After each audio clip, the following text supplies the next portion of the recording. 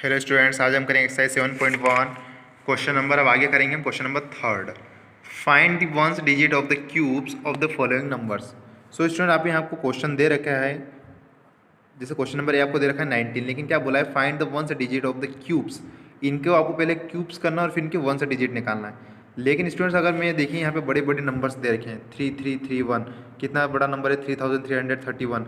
अगर मैं इसका क्यूब्स करने जाऊँगा, मतलब 3 बार उसी को उससे मल्टीप्लाई करूँगा तो बहुत बड़ा नंबर आएगा और ये आप नहीं कर पाओगे। लेकिन डायरेक्ट क्यूब्स निकालने की भी हमारे कुछ ट्रिक रहती है।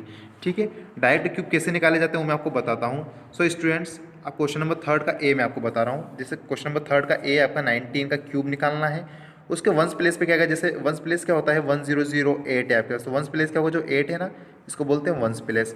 तो आपको क्या करना है, इसका पूरा आंसर निकालना और फिर बताना है कि वंस डिजिट क्या आएगी स्टूडेंट्स। तो मुझे क्या करना है कि पूरे का 19 का नहीं निकालना है, मुझे इसकी भी वंस डिजिट का क्यूब याद होना चाहिए बस। अगर आपको 1 से 10 तक क्यूब याद है, इस टाइप का क्वेश्चन आप आसानी कर सकते हो। जैसे यहाँ पे क्या 9, तो आपको क्या करना है 9 का क्यूब करना है। कितना होता है 9 का क्यूब, तो आपको पता होगा 9 इंटू 9 इंटू 9 कितना होता है 729, 729। क्यूब का मतलब क्या होता है 3 बार मल्टीप्लाई करना उसी नंबर्स का, 9 इंटू 9 इंटू 9। तो क्या होता है 729। तो स्टूडेंट्स, आपको वंस डिजिट निकालना है। वंस डिजिट क्या आंसर आ रही है, यहाँ पे 9 आ रहा है, तो आपका आंसर कितना हो जाएगा 9। आई बात समझ में? क्या करना है आपको, जो क्वेश्चन दे रखा है उसका क्यूब करना है लास्ट डिजिट का।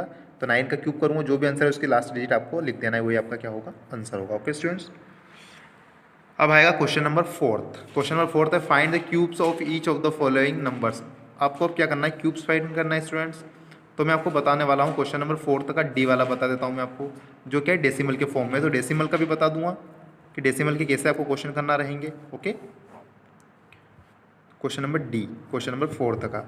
सो स्टूडेंट्स, क्यूब निकालना है। तो क्यूब निकालने के लिए आपको क्या करना है, यहाँ पे 2.5 का क्यूब निकालना है। तो मैंने एक क्यूब लगा दिया, एक क्यूब लगा दिया। स्टूडेंट्स, कभी भी आप डेसिमल की क्यूब निकालो तो आपको मल्टीप्लाई करोगे डेसिमल में तो बहुत बड़ा चला जाएगा। तो आप क्या कीजिए, 2.5 का क्या कर दीजिए, अच्छा 2.5 को अगर मैं डेसिमल हटाता हूँ तो 25 लिखेंगे, डेसिमल हटा दीजिए। डेसिमल के बाद कितने डिजिट है, वन डिजिट है, 1 के पीछे एक जीरो लगा दीजिए। तो मैं 2.5 को लिख सकता हूँ 25/10। ये आपने चेंज करना सीखा होगा डेसिमल से, कैसे रेशनल नंबर बनाया जाता है, फ्रैक्शन बनाया जाता है। ठीक है, अब क्यूब करना है। तो क्यूब अपॉन में 2 डिजिट्स हैं, तो आपको अपॉन वाले क्वेश्चन भी हो जाएंगे। जैसे अपॉन वाले क्वेश्चन नंबर एफ वाला है, जी वाला है, एच वाला है, तो ये आप आसानी से कर लोगे। तो अपन वाला कर लिया। अब 25 का क्यूब करना है, फिर 10 का क्यूब करना है। स्टूडेंट्स, यहाँ पे 25 का क्यूब आपको फाइंड आउट करना है। 25 का क्यूब कैसे निकालोगे, 25 इंटू 25 इंटू 25। अब आपको मल्टीप्लाई करना है।